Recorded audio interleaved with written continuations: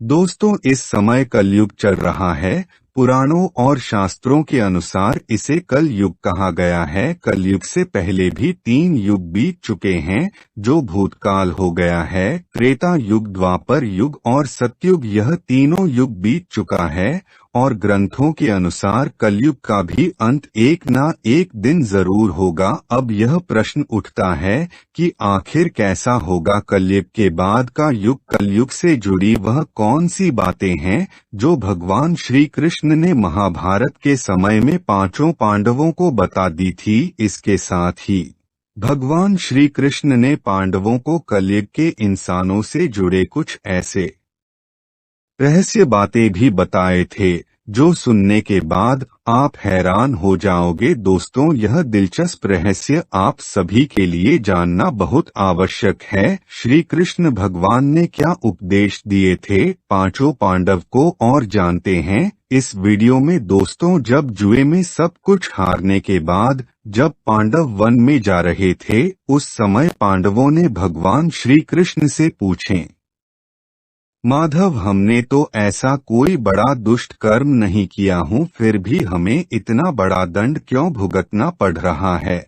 तब श्री कृष्ण ने कहा, प्रिय पांडवों, द्वापर अपने अंतिम चरण पर है। यह सब जो भी हो रहा है वह आने वाले कलयुग का प्रभाव है। इस पर युधिष्ठिर ने आश्चर्य से भगवान श्री कृष्ण से प्रश्न किया है, माधव, कलयुग का तो अभी शुरुआत भी नहीं हुई, और जिसका इतना भयंकर परिणाम ही क्यों। जब कलयुग आरंभ होगा तो क्या होगा माधव। श्री कृष्ण भगवान कहते हैं, आप सभी भाई वन में जाइए और एक एक दिशा में जाएं, और वहां जो कुछ भी देखे वह आकर मुझे बताइए। उसी आधार पर मैं कलयुग की परिस्थिति के बारे में बताऊंगा। भगवान श्री कृष्ण के ऐसा कहने पर 5 भाई वन में अलग अलग दिशा में चले जाते हैं। 5 भाई वन में जाकर वापस लौट कर आते हैं, और वह वन में हुई घटना को देखकर आश्चर्यचकित हैरान रहते हैं। वन से लौटने के बाद 5 पांडवों के मस्तक पर शिकन था, परेशान थे। वह दृश्य देखने के बाद किसी उलझन में पड़े हुए नजर आ रहे थे। यह हालत देखकर 5 पांडवों से श्री कृष्ण भगवान ने कहा है, प्रिय पांडवों, आप सभी किसी गहरी सोच विचार में असंतुष्ट लग रहे हैं। मुझे बताएं, मैं आपको उसका समाधान अवश्य बताऊंगा। यह बात सुनकर छोटा होने के नाते पहले सहदेव ने भगवान श्री कृष्ण से पूछा है, माधव, जब मैं वन में भ्रमण कर रहा था तब मैंने देखा कि जंगल में 3 कुआं एक साथ में थे, और अगल बगल के कुओं में पानी है, किंतु बीच का कुआं खाली है। इसका गहरा है, फिर भी पानी नहीं है।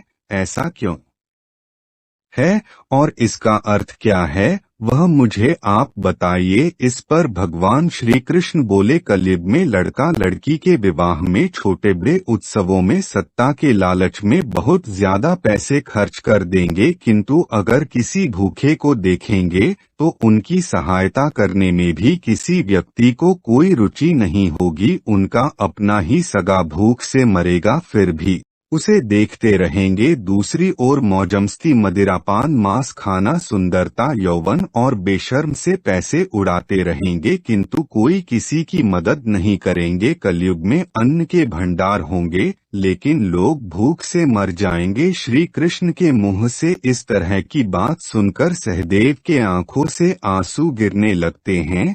वह दुखी हो जाते हैं। इसके बाद भीम की उत्सुकता कलयुग के बारे में जानने के लिए काफी ज्यादा बढ़ जाती है।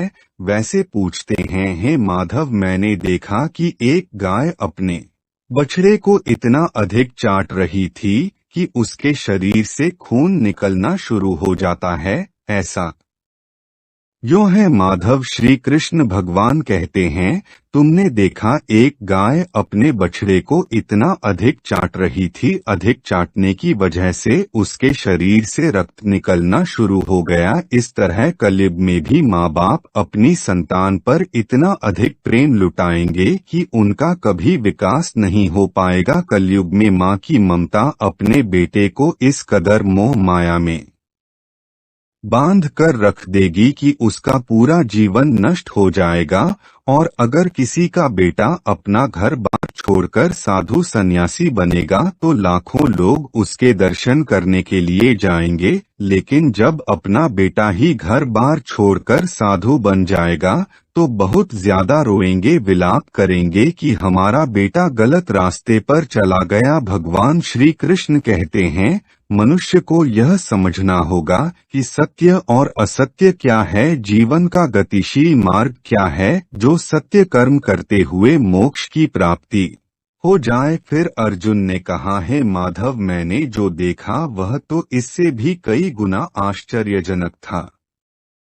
मैंने देखा कि एक पंछी के पंखों पर वेद की रचनाएं लिखी हुई थी और वह पंछी एक मुर्दे का मांस खा रहा था। इसका अर्थ क्या है, इसके बारे में मुझे बताइए। इस पर भगवान श्री कृष्ण ने मुस्कुराते हुए कहा कि कलयुग में ऐसे लोग होंगे जो बड़े ज्ञानी कहलाएंगे, ज्ञान की चर्चा तो करेंगे लेकिन उनके आचरण एकदम राक्षसी होंगे। बड़े पंडित और विद्वान कहलाएंगे किंतु वे यह देखते रहेंगे कि कौन सा मनुष्य मर जाए और हमारे नाम अपनी संपत्ति कर जाए। चाहे कितने भी बड़े लोग हैं किंतु उनकी दृष्टि दूसरे के धन और पद के ऊपर ही रहेगी।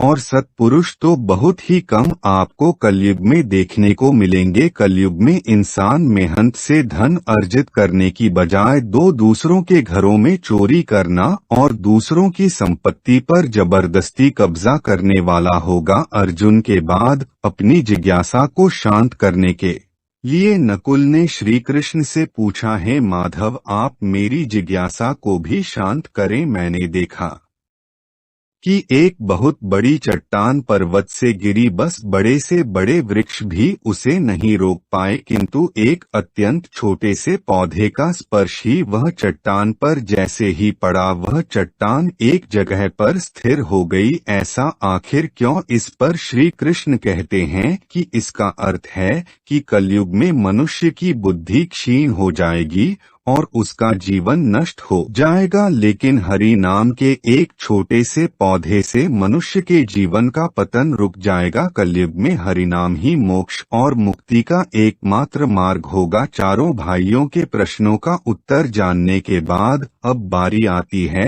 युधिष्ठिर के प्रश्न की। तो भगवान श्री कृष्ण ने मुस्कुराते हुए कहा, हे युधिष्ठिर, अब तुम बताओ तुमने वन में क्या देखा। तब युधिष्ठिर ने बताया कि है योगेश्वर, मैंने एक दो सूंड वाले को देखा। इसका अर्थ क्या है, मुझे इस पर अपने विचार बताइए और उसका अर्थ मुझे अच्छे से समझाइए। तब भगवान श्री कृष्ण ने कहा कि इसका अर्थ यह है कि कलयुग में ऐसे लोगों का राज होगा जो दोनों ओर से शोषण करेंगे, बोलेंगे कुछ और करेंगे कुछ और, मन में और कर्म कुछ और तरीके के होंगे। ऐसे ही लोगों का राज होगा। यह लोग दूसरों का शोषण करने का भी एक भी मौका अपने हाथ से नहीं जाने देंगे और केवल अपने हित के बारे में ही यह हमेशा सोचते रहेंगे। श्री कृष्ण से अपने प्रश्नों का उत्तर जानकर पांडव हैरान थे और कलयुग में इंसानों की स्थिति को देखकर काफी ज्यादा निराश थे। फिर पांचों पांडव ने हाथ जोड़कर श्री कृष्ण से पूछा, है माधव, आपने यह तो बता दिया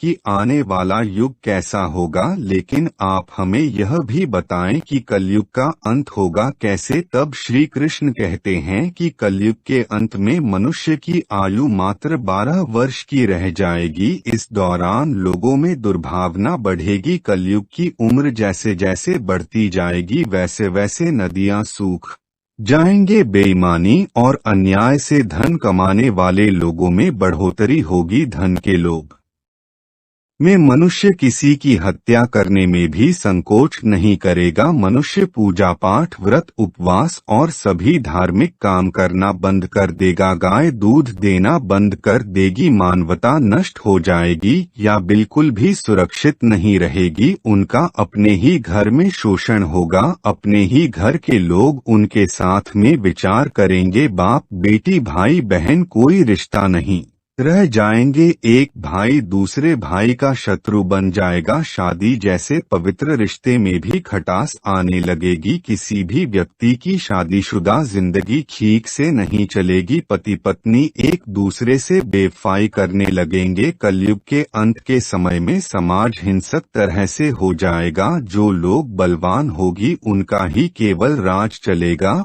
और जब आतंक अपनी चरम सीमा पर होगा तो मैं स्वयं कल की अवतार लेकर पृथ्वी से समस्त अधर्म का नाश करेंगे। फिर से धरती पर धर्म होगा।